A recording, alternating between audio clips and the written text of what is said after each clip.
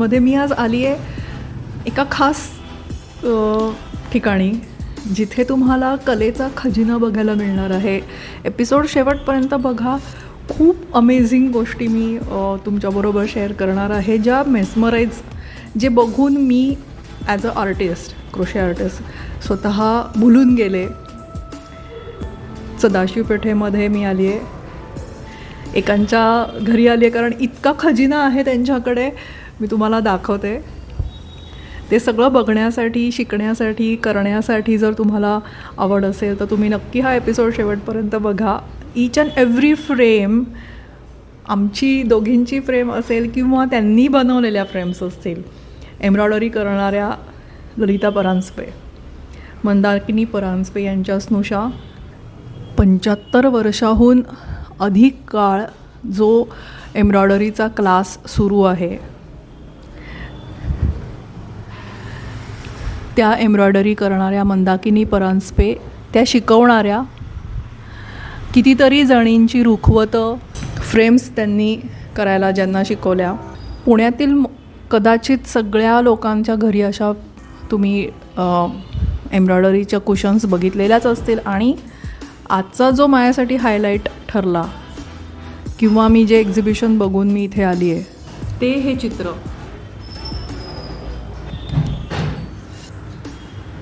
बरं, ही एम्ब्रॉयडरी आहे.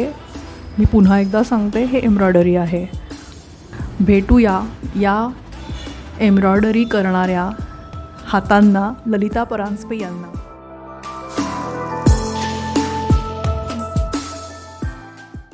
आपण आत्ता जे ऐकलं आणि जी माझ्या मागे तुम्हाला फ्रेम दिसत होती, तुम्हाला विश्वास होणार नाही, पण ती एम्ब्रॉयडरी फ्रेम आहे. आणि ती एम्ब्रॉयडरी ज्यांनी केली आहे, आज आपण त्यांच्याबरोबर आहोत. ललिता परांजपे, तुमचं आमच्या शोवर खूप खूप स्वागत आहे. धन्यवाद. छोटीशी ओळख सांगते. मंदाकिनी परांजपे यांनी 75 वर्षापूर्वी पुण्यातील सदाशिव पेठेमध्ये एम्ब्रॉयडरीचा क्लास, भरतकाम, त्याचा क्लास सुरू केला. आणि ह्या त्यांच्या स्नुषा सुनबाई आहेत. त्यांच्या माहेरी त्यांना कलेचा वारसा आहे.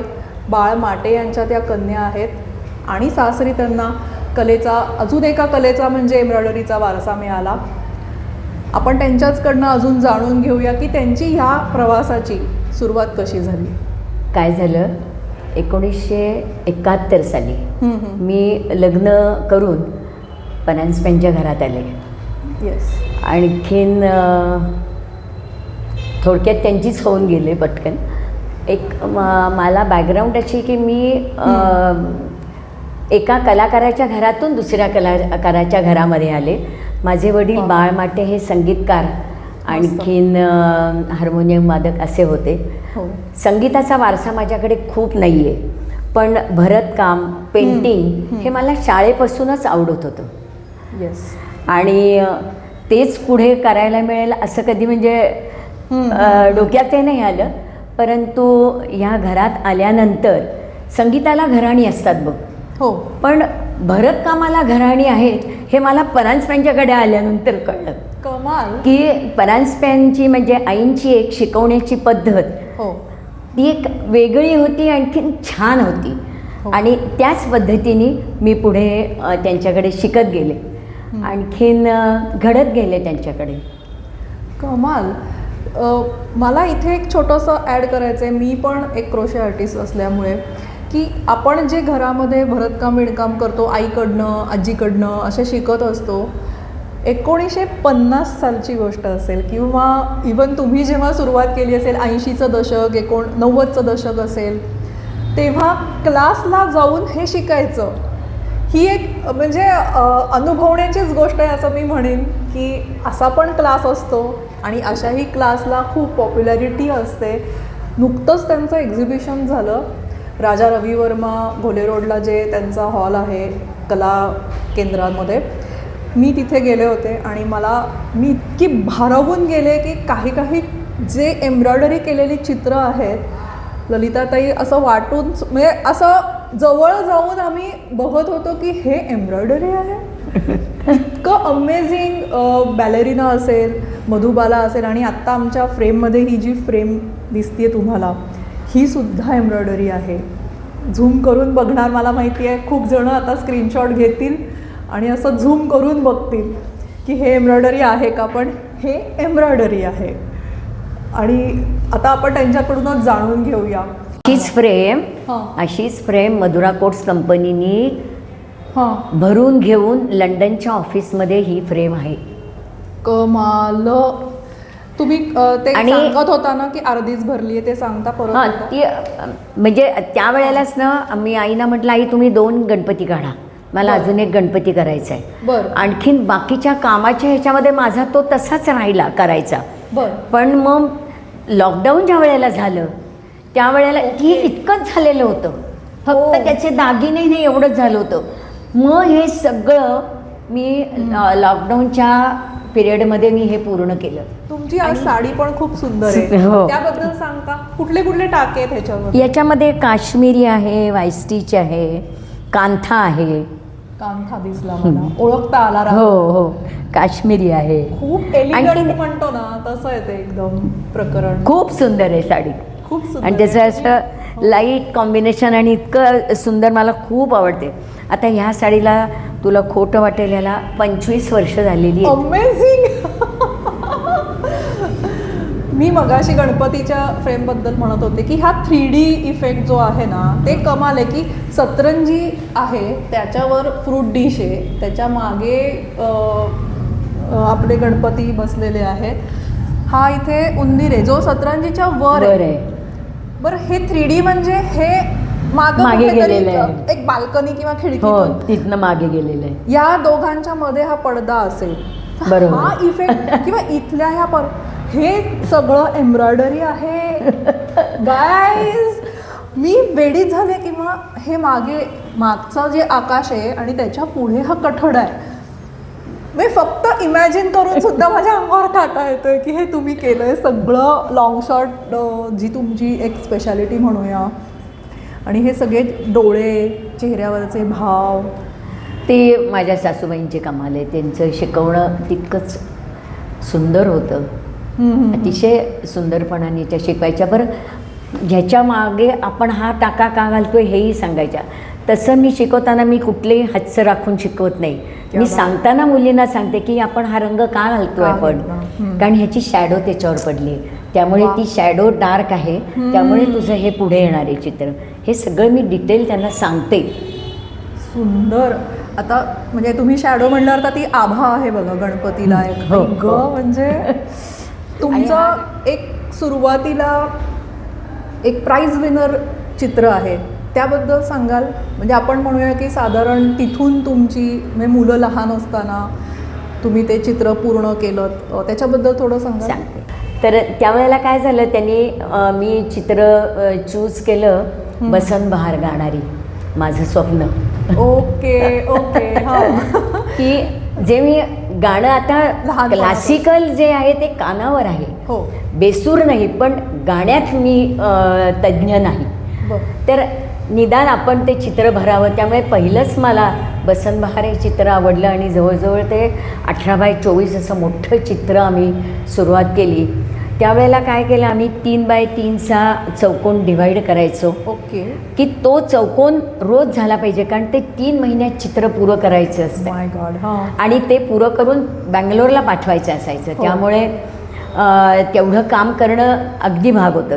तर माझं काय केलं होतं, मी एप्रिल आणि मे ह्या 2 महिन्यामध्ये सगळं घरातलं आवरून स्वयंपाक पाणी करून आम्ही दोघीजणी काम करायला बसायचो. त्या क्लासही घ्यायच्या. हो. आणि विद्यार्थिनी पण एम्ब्रॉयडरीच्या स्पर्धेमध्ये होत्या, त्यांनाही शिकवायच्या.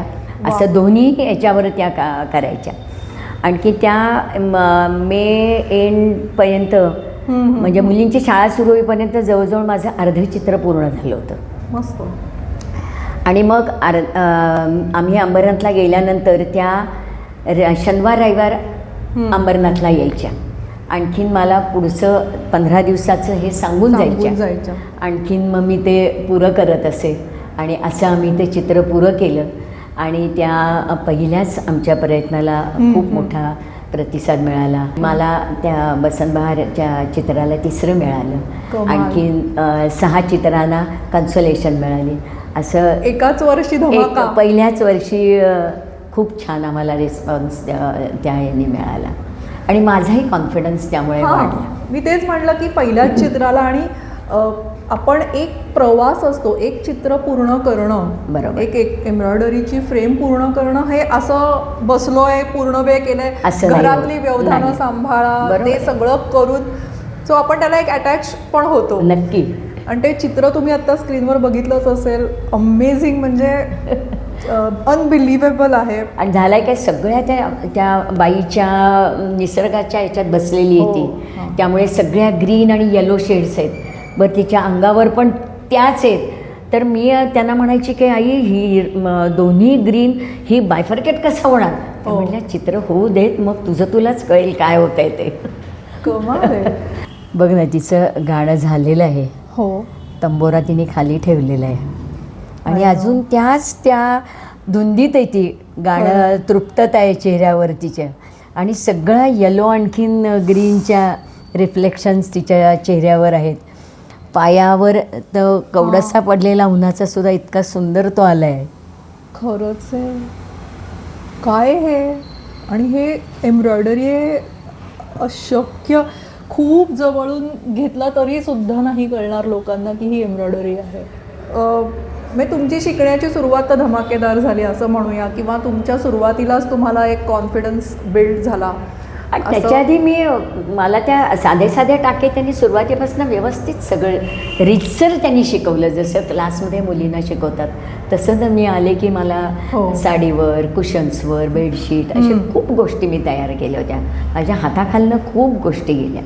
आणि आपल्या पूर्वी, म्हणजे आपल्या काळी असं म्हणण्यापेक्षा असं म्हणूया की काही वर्षांपूर्वीपर्यंत रुखवतावर हे देण्याची खूप पद्धत होती. प्रचंड म्हणजे. आणि साडी असेल, बेडशीट असेल आणि ते छापून आणणे, त्याचे रंग संगती ठरवणे, मग ते मिळून करणे. त्यामुळे मला वाटतं त्या काळी सुद्धा खूप जणी इथे क्लासला यायच्या, आणखीन आपलं रुखवत करायच्या. लग्नाळू मुली एक वर्षभर आधी, साधारण 20-22 त्यावेळेला, म्हणजे आमच्या वेळेला ट्रेंड असा होता की 20-22 वर्षाच्या मुली झाल्या की लग्न त्यांचं व्हायचं. त्याच्या आधी वर्षभर येऊन सगळी तयारी करायची. कुशन्स, बेडशीट, छोट्या फ्रेम्स, आणि ह्या सगळ्या उपयोगी पडणाऱ्या आहेत ना, डेली यूज, घर सजावटीसाठी उपयोगी पडणाऱ्या ह्या सगळ्या गोष्टी असल्यामुळे. त्यामुळे म्हणजे रुखवत पाहिलं ना की लक्षात यायचंच की हे परांजप्यांच्याकडचंच आहे. ट्रेडमार्क असा एकदम USP होता त्यावेळी असं. आता वेगवेगळे टाके आहेत. आपण पंजाबमधला फुलकारी असेल, कांथा वर्क आहे, काश्मीरचा काश्मीरी टाका आहे. पण जर एखादी नवीन मुलगी क्लासला जॉईन झाली, आता सपोज एखादी सुट्टी सुरू झाल्यावर जर कोणी जॉईन झालं असेल 10वीच्या वेकेशनमध्ये, हल्ली ट्रेंड आहे की असे क्लासेस लोक अटेंड करतात. पण मग तुमची पद्धत कशी आहे त्यांना शिकवण्याची? आईने पहिल्यांदा काय केलं होतं, टेबल क्लॉथवर त्या मोठं मध्ये डिझाईन काढायच्या आणि त्याच्यात असे बंच करून टाके शिकवायच्या. पण नंतर असं लक्षात आलं की ह्या टेबल क्लॉथचा काय उपयोग होईल. तर त्याच्यापेक्षा मग नंतर आम्ही असं केलं, 3 फ्रेम्समध्ये सगळे टाके आम्ही डिव्हाइड केले. म्हणजे तुम्ही फ्रेम करून त्या भिंतीवर लावू शकाल.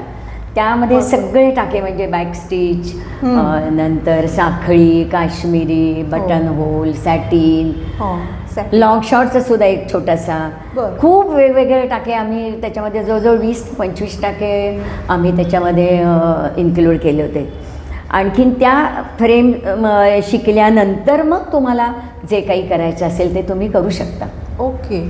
आणि साधारण त्याच टाक्यांमधले पुढची कुशन्स, बेडशीट, साडी ह्याच्यावर तेच टाके वापरले जातात ना, त्यामुळे आपोआपच ती प्रॅक्टिस पण होते. म्हणजे असं लेव्हल, किंवा आपण एक म्हणूया की सुरुवात बेसिक टाक्यांनी होणार जे त्यांच्याकडे त्या फ्रेम्समध्ये असतील ते. आणि मग आपण म्हणतो ना की ग्रॅज्युएशन किंवा PhD करायची असेल तर ते म्हणजे तुमच्याकडे काय आहे? आता तू प्रदर्शनला आली होतीस तेव्हा सांगते.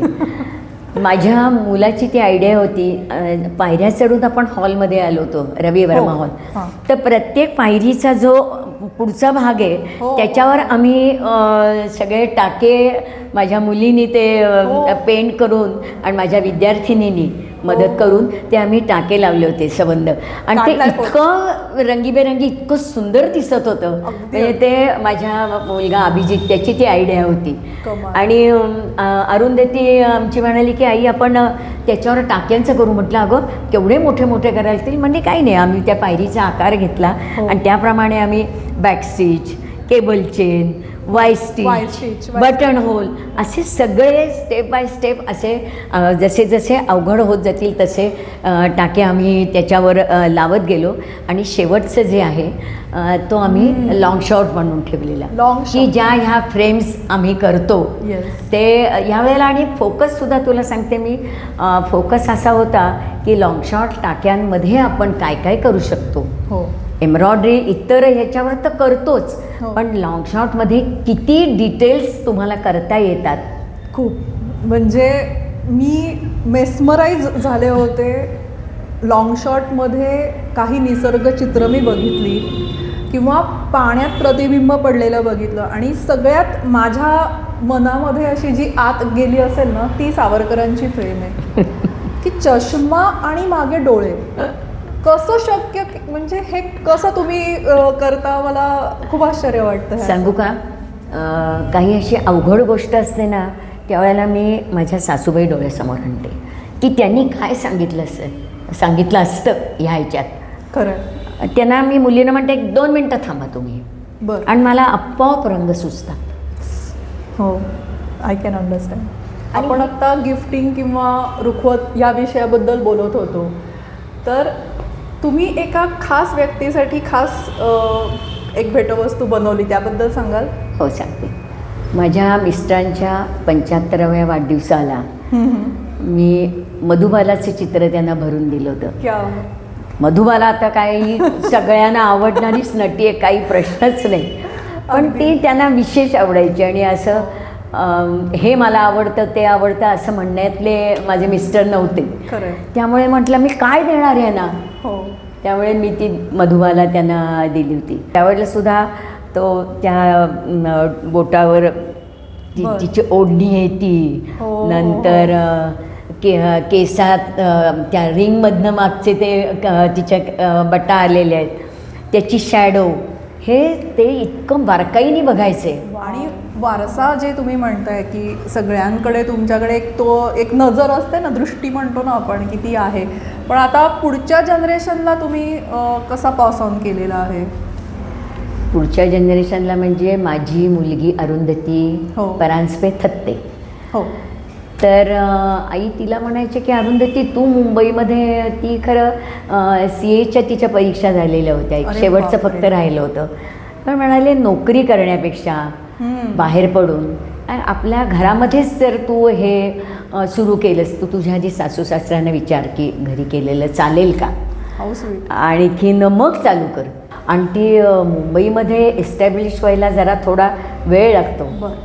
नक्कीच. पण कारण लांबून लांबून येणाऱ्या मुली आहेत, पण तिच्याकडे येतात, लांबून मुली येतात. आता तर ती ऑनलाईन वगैरे पण घेते. आता तर तिला जवळजवळ 18-1 वर्ष झाली क्लास सुरू करून.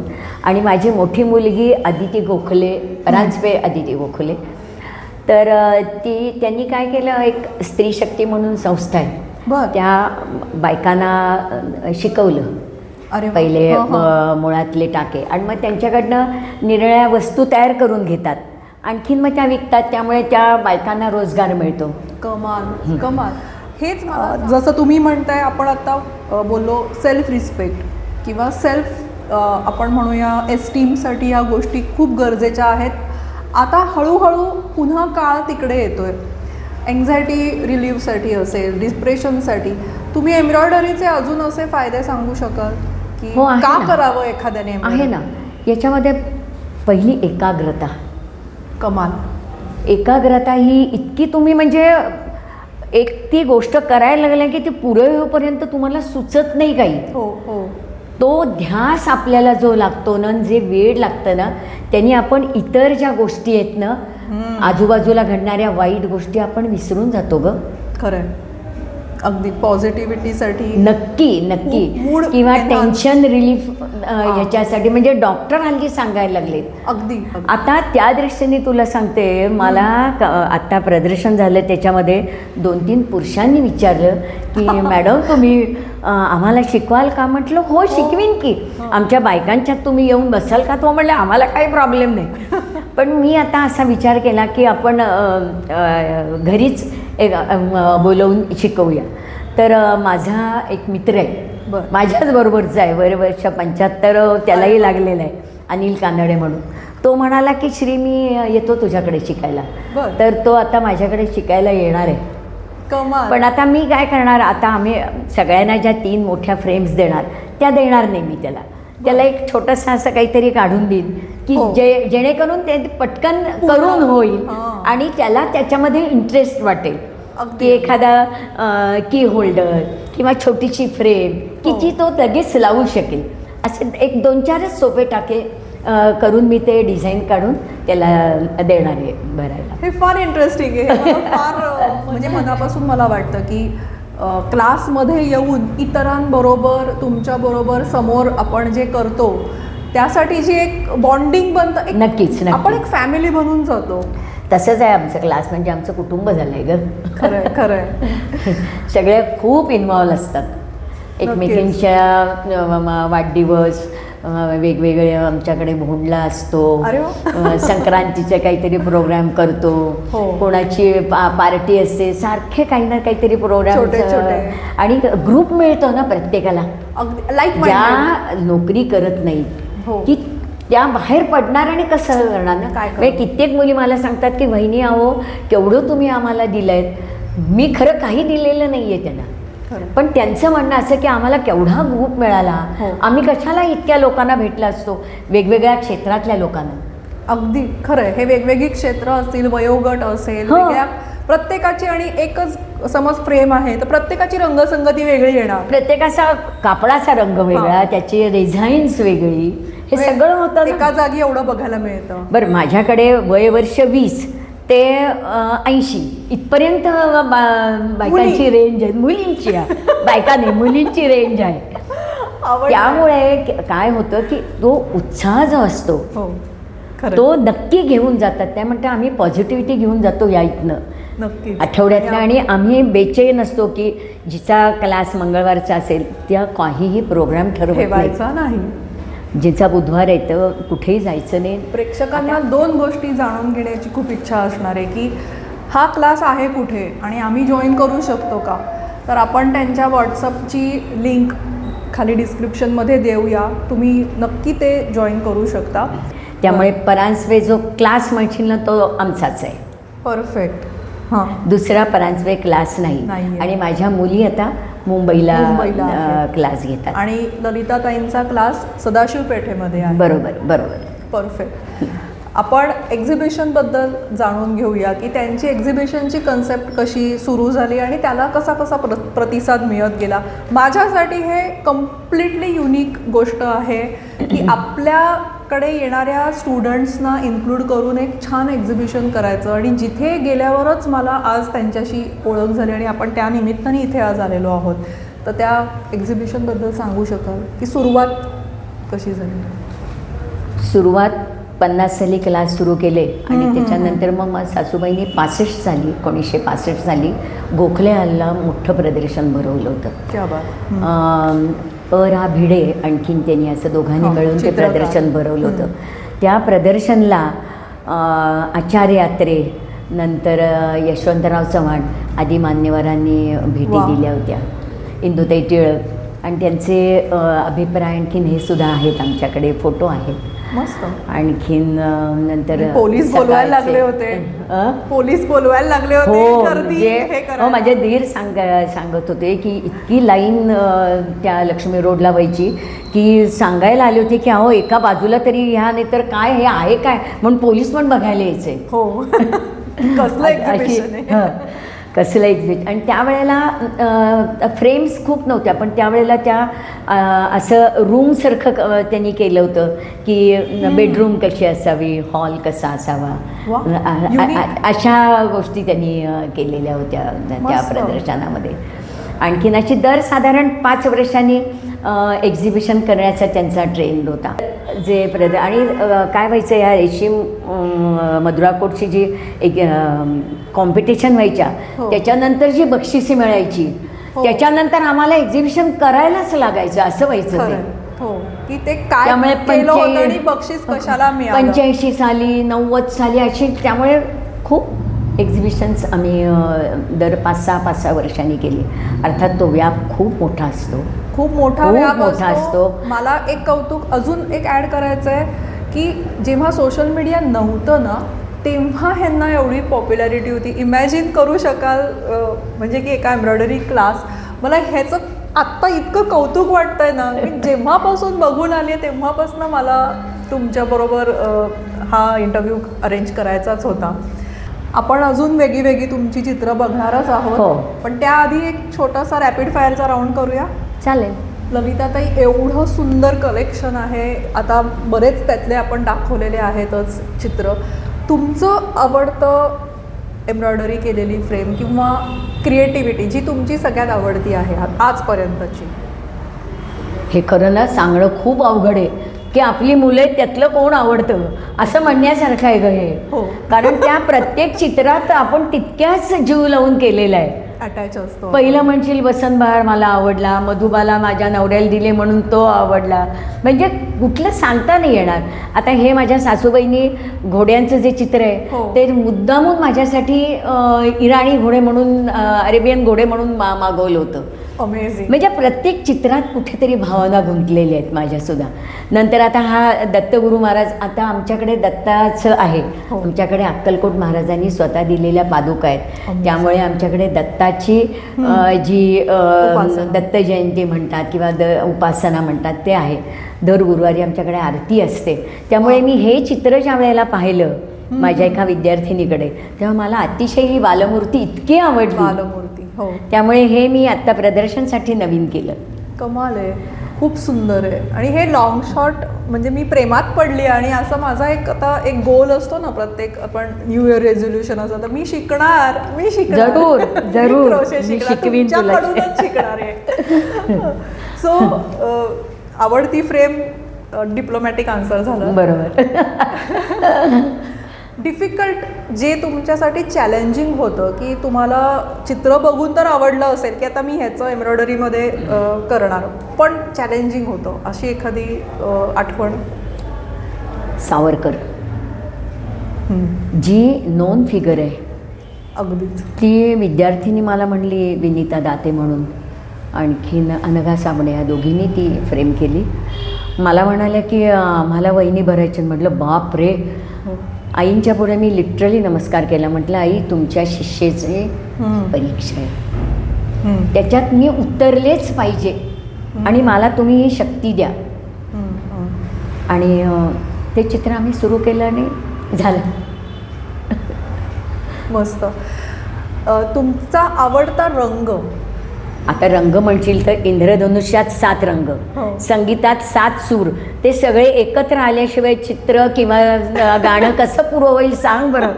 त्यामुळे स्पेसिफिक रंग मी ज्यावेळेला कॉम्बिनेशन होतं त्यावेळेला ती रंगसंगती एकदम आवडून जाते गं.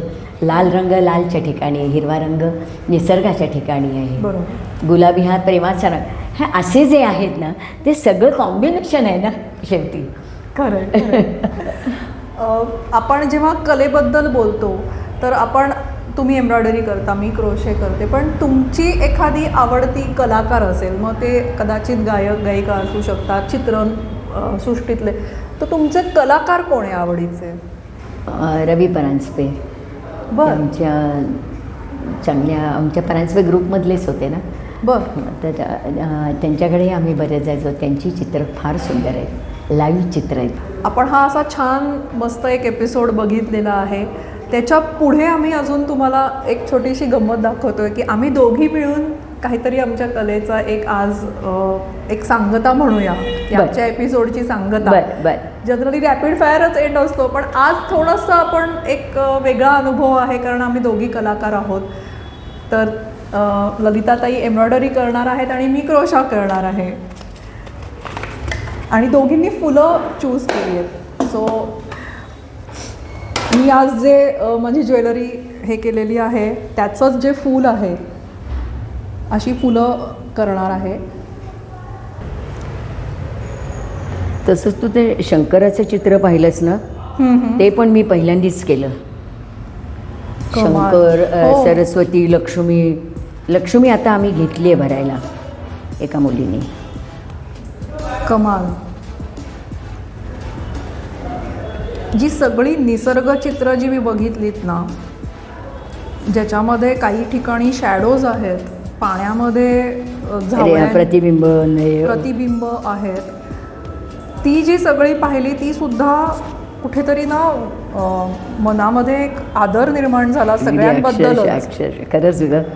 आणि ते ना एकमेकींबरोबर होतं असं मला वाटतं. नक्कीच एकीचं पाहून आपल्याला आपलं पण पुरं लवकर व्हायला पाहिजे ही एक म्हणजे मनातल्या मनात स्पर्धा होते ती, की अरे आपलं पण पुरं व्हायला पाहिजे. हां, किती दिवस आपण चालू आहे हे. एक साधारण किती वेळ लागू शकतो म्हणजे आपण आता एक म्हणजे असं मोठं चित्र वर्ष ते 1.5 वर्ष सहज लागतो ग. आणि त्याच्याबरोबर काय करतात मग मी दरवेळेला काही होमवर्क याचा घरी देते असं नाही. बरं. मग काहीतरी साडी कुशन्स असं त्यांचं एरवी चालू असतं घरात काम. बरं. ज्या वेळेला मला कॉन्फिडन्स असतो की आता ह्या घरी करू शकतील त्यावेळेला मी तो त्यांना होमवर्क देते. होमवर्क खूप महत्त्वाचं आहे. मला नेहमी असं वाटतं नक्कीच ग. गायडन्स किंवा मार्गदर्शन इथे घेतल्यानंतर थोडं घरी रोज करायलाच पाहिजे. रोज चालला पाहिजे आपला हात.